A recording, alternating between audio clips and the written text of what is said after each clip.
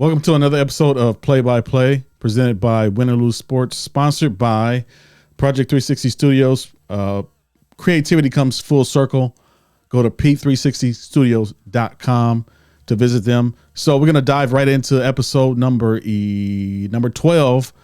I'm going to talk about week number 11 and week number 12 of the Cowboys games. So this is going to be an interesting episode because I didn't do an episode Monday because of the holiday. So now that the holidays are over, we're going to talk about the Cowboys. This is the Cowboy episode because even though the Cowboys win, we still get a lot of negativity, a lot of oh, you only beat a bad team, or you're beating up on and bullying bad teams. You can't bully a NFL team. It's an NFL team. These are professionals who get paid to play football. So because the Cowboys won against the Redskins yesterday, the Thanksgiving game. So that game was 45-10 Cowboys. Dak Prescott, of course, played a great game, who is, in my mind, playing as one of the best quarterbacks in the league right now. And you can't combat that by saying, oh, they're only playing bad teams. Everybody plays bad teams. And some of these bad teams that the Cowboys are playing, your favorite team hasn't beaten yet. Or you beat them, like the Philadelphia Eagles beat them. They beat them the first game by 34-31. Second time they played them, they beat them 38-31. So it's not like other teams are blowing out teams like the Cowboys are blowing them out. It's the fact that it's the Cowboys, and the Cowboys are going to get hate whether you win or lose. And I understand why, because we're the Cowboys and we're America's team. We're America's favorite team. And so because of the fan base that the Cowboys have, that we are going to root for our team and going to say, oh, this is our year. Or, I'm not one of those people who say, yeah, this is our year every year. But I know when I see real football being played and how good of a game plan that we put together and execute it out every single night or every single day, I can say, oh, this looks like a potential Super Bowl team. This looks like a potential team that can have a great playoff run. So yesterday, Cowboys played the Commanders, like I said, 45-10. Dak Prescott threw for 22 for 32 passes, 22 receptions, 331 yards, 4 touchdown passes. Pollard ran for 79 yards at 6.08 yards per carry, above league average. Pollard is finally, I don't know if it's the last couple games, but Pollard is coming out of his shell and finally becoming the back that we thought he could be when they got rid of Zeke. Now, me, I wasn't the type of person to say, hey, get rid of Zeke. We got Pollard now. We don't need Zeke. No, I thought we always needed Zeke because Pollard is not a down by down back. He's an explosive back. He'll come in and make those plays when we need him. Not an every down back. He doesn't have the body for that. He doesn't have the body to take the beating every single down. But the last couple of games, he has been proven. I think he had 62 yards the last game against the Carolina Panthers. And actually, I can look at that now. 61 yards against the Carolina Panthers and 79 yards against the Washington Commanders. So, and I think he did about 50 to 60 yards against, maybe 40 yards against the Giants, because we really didn't need him to run the ball because of how effective the offense and Dak Prescott and CeeDee Lamb and Brandon Cooks were doing. So, the way Prescott is playing the game, he's playing comfortable. He's playing with no regret. He's going out and throwing the ball downfield like we always said. I said this at the beginning of the year. In order for the Cowboys to make it to the Super Bowl, Dak Prescott has to play at an elite level. And a lot of other Cowboys fans say, no, we need Dak to manage the game and let the defense take care of the rest. No, that's how we were playing earlier in the season. And we beat some teams and we lost to San Francisco because we wanted Dak to manage the game. That's not the type of quarterback that Dak should be for the Cowboys to win a Super Bowl. Dak has to play at an elite level for us to make it to the playoffs and to have a long run in the playoffs and to win the Super Bowl. We can't win the Super Bowl with Dak playing at having to manage the game. Brock Purdy can manage a game. Geno Smith can manage a game, but in order for the Seattle Seahawks to win deep in the playoffs, he has to play at an elite level. Any quarterback has to play at an elite level for them to win, unless you have a defense that's so well put together that they can dominate the game and score points on almost every trip, and that's rare. You're talking about the '85 Bears or the 2000 Baltimore Ravens. So that's rare that you see that. Now the Cowboys defense is at an elite level. I don't think there's any comparison to the '85 Bears, or we might be close to the 2000 Ravens. But as far as right now, comparing any other defense in the league, San Francisco and Dallas are probably the top 2 tier, and there's nobody even close. Cleveland might be, reaching that level soon, but the way, like Daron Bland, 5 pick sixes this year already in week 11, and he's got the NFL record. We thought that with Diggs down that our corners were going to be beaten, but Daron Bland has proven us wrong and came in and said, "Hey, I can do this and I can do it at an elite level," and he's doing that. So now when Diggs comes back, I don't know what's going to happen. So you got Diggs on one side, you got Bland on one side, and move Gilmore to a nickel back because he's getting older now, and let the younger guys, play the more, elite positions on the field. But one thing that I want to talk about is the fact that the Cowboys we don't make the schedule. The league makes the schedule. And the Eagles are playing the same teams that the Cowboys are playing, with the exception of 1 or 2 games. So we always play ourselves in the division, of course, and we always play the same 2 divisions, which are the AFC East this year and the AFC West. I think it's the AFC West or NFC West. So the AFC East this year and the NFC West. So the same, whatever division it is, we play the same schedule with the exception of 2 or 3 games as the Eagles or anybody in our division.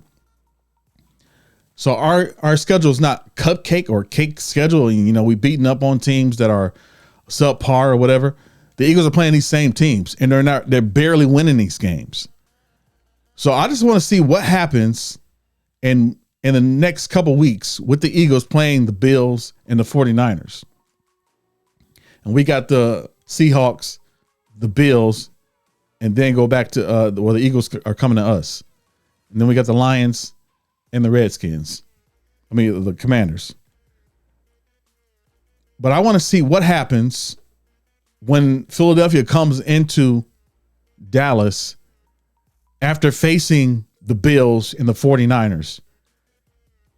Not to saying that the Eagles are not a good team, but I just want to see how the Bills face up against the 49ers.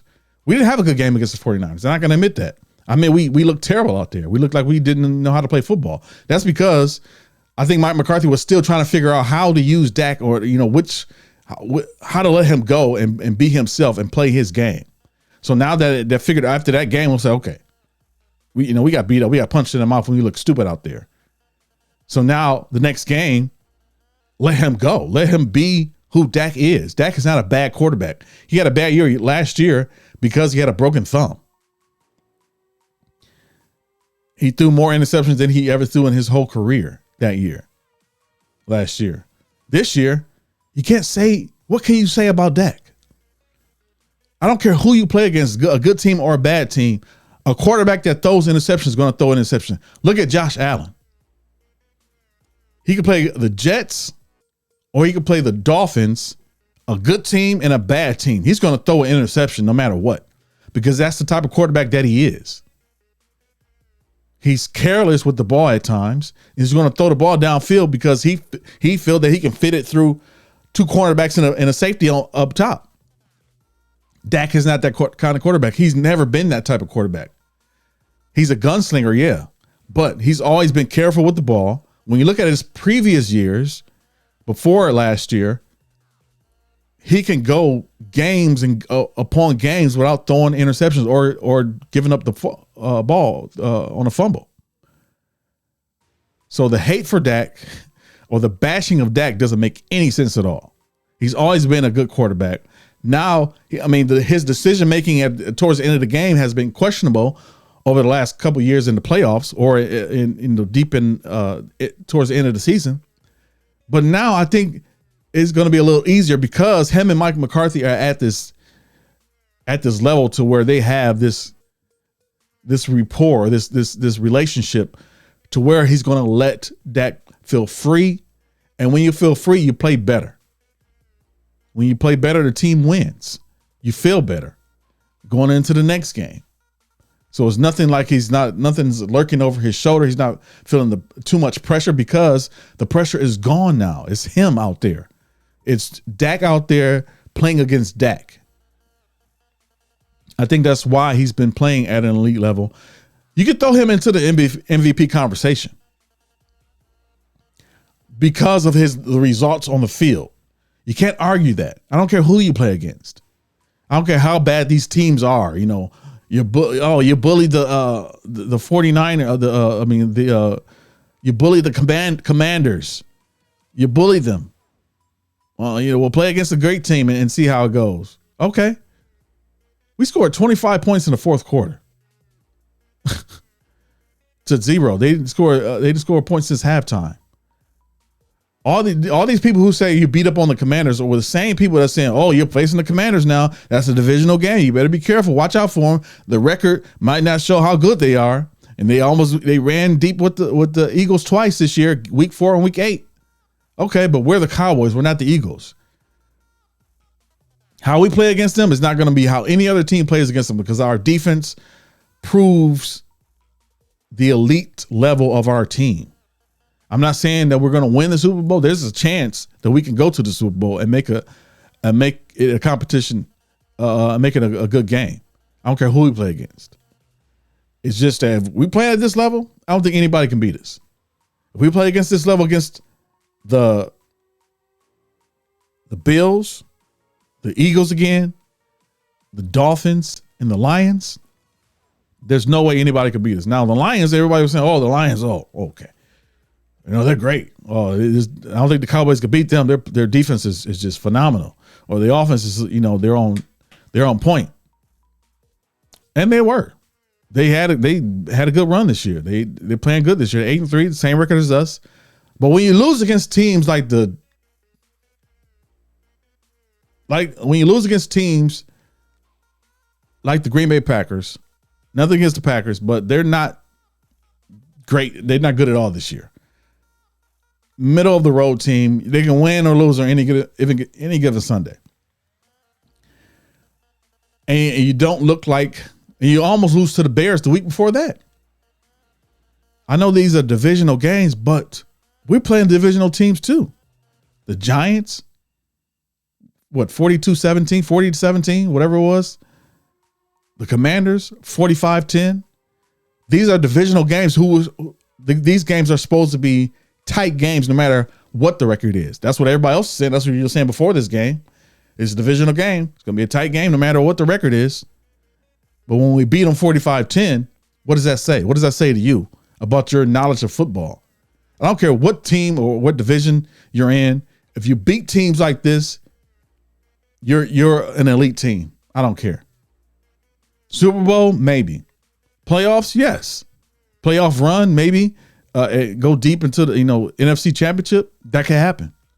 The way Dak is playing, that can happen. The way the defense is playing, the way Daron Bland is getting to these balls and getting interceptions, yes. The way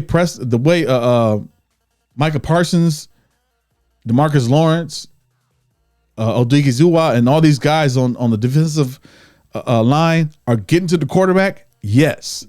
The pressure on the quarterback, yes. I don't think there's any team that could put a full game together like the defense of the Cowboys defense or the offense the last couple games. San Francisco is the only team that I see that can put a game together like the Cowboys are doing. San Francisco did that last night against Geno Smith and the Seattle Seahawks. I mean, they dominated them from start to finish. Christian McCaffrey just ran the ball up and down field with no care. I think he had 110 yards with no care in the world. Nobody stopping this guy. Deebo Samuel just opened. Brock Purdy is a great game manager. He doesn't have to do too much. He doesn't have to. You can give it to these guys on a screen pass and they can run up and down the field. You can throw deep and to these guys and they can score touchdowns. With Chase Young, Bosa, and that defense, they don't have a lot of turnovers, but the way they can get to the quarterback and the way they can play in Hargrave, or whatever his name is, those guys are elite on defense. Those two teams, Cowboys and San Francisco 49ers, now that might be an NFC Championship game right there. Go back when you talk about the 90s football, that is what it's going to be. And you're playing forceful defensive pressure on both sides of the ball, both sides of the field. I mean, that's the type of games that we want to see. And I think that's what's going to happen this year. San Francisco and the Cowboys in the NFC Championship. AFC, I have no clue. The only team that I see like for sure making it to that AFC Championship might be the Baltimore Ravens. But because of how good that division is with the Browns and the Steelers, and the Steelers are great, but they still put up competition every single game. Now they fired Mike Canada. Now they got a new offensive coordinator, or they're going through a couple guys to run the offense. I mean, that alone right there, and the defense is not bad at all. They can still play hard-nosed defense with TJ Watt and Hayward coming at the quarterback. So I don't know. And then Miami's, they're playing good on some teams. They people are saying the same thing about the Dolphins as people said about the Cowboys. They're beating teams, but they're not beating the good teams. I can say the same thing about the Buffalo Bills. They're beating teams, but they're not beating the good teams. Buffalo Bills not beating the bad teams either. So you can't say I can't say anything about them. I had them at a certain level when the year started, but the way Josh Allen has been turning over the ball, I don't know. Some games he looks great. Some games he don't look good at all. But other than that, the Chiefs, again, losing to Philadelphia, you never know. Any given Sunday, like I know that was a Monday night game, but any given Sunday, I think it's because, man, I mean, when you got drop passes in the end zone, Kelsey fumbling, other receivers dropping passes, Kelsey dropped a pass in the fourth quarter. So it's tough. It's tough. NFL has been tough this year. This has been a tough year to do picks because every team is playing good on one day and they can play terrible on another day. But there's only a few consistent teams. Cowboys been a very consistent team, with the exception of a couple games, San Francisco and Arizona. With the Philadelphia loss, that was because, Philadelphia was that much better than us that game. I think both of those teams played great games. They just happened to have an edge that game.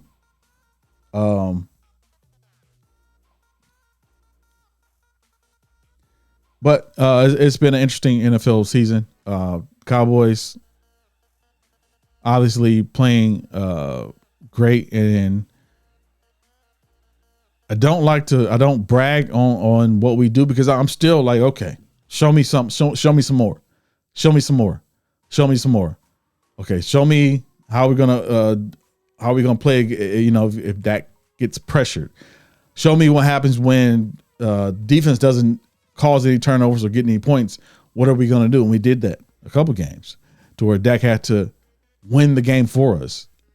And it's not like we were behind, but when we weren't behind, we pushed it to say, okay, let's go score these points, not the dink and doink passes, 5-yard passes, 10-yard passes here and there. We talking about 15 to 25-yard passes, which is what we need to do to win these games, and that's what's been happening over the last few weeks.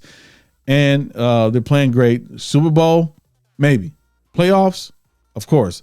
NFC Championship, I can see that. To the haters, choose another team to hate because there's no point. The Cowboys are going to do what the Cowboys are going to do this year, and you'll see. So, moving on. I haven't been talking too much about the NBA, but this in-season tournament has got the NBA playing at a crazy intensity. This in-season tournament has got these guys playing at a crazy intensity. You've seen, not that you encourage fighting, but you've seen a lot of hard-nosed plays, and you've seen a lot of guys who are, taking up for their teammates, and they're fighting for these wins and playing hard every single night. And I love that. And I think that's what what was intended when they put the in-season tournament in, is to have these guys play from the beginning of the season to the end of the season. The Lakers are undefeated in the season tournament. The Celtics are undefeated in the in-season tournament. I think Indiana is too. They won their group. So I think it brings out a different level of competition that was needed to bring the NBA back into the forefront. Because to be honest, I didn't watch the NBA a lot in the regular season. I mean, I watched my team.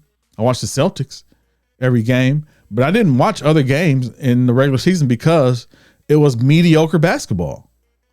It was basketball like, okay, Kawhi's not playing that night. Okay, I guess I'll watch. Okay, Harden's not playing that night. Okay, I guess I'll watch. Oh, LeBron's sitting out. Maybe I won't watch.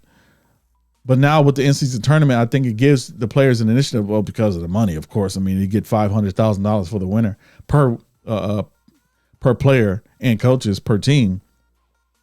So that gives them an incentive to win. And it's the fact that you're winning a tournament.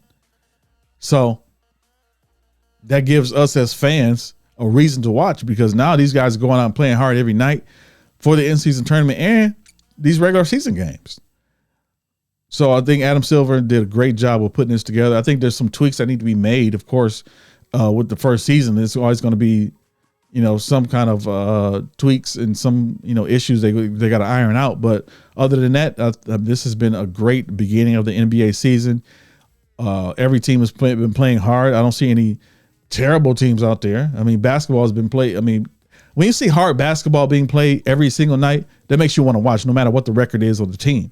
Houston, even Dylan Brooks, the villain that, people call him, and he's been playing hard. He's been talking and playing hard against these players, even though they probably didn't win some of those games. Some games they did win, but to see the level of competition, to see the intensity on these guys, it makes you want to play, makes you want to watch, makes the other players want to play against them hard.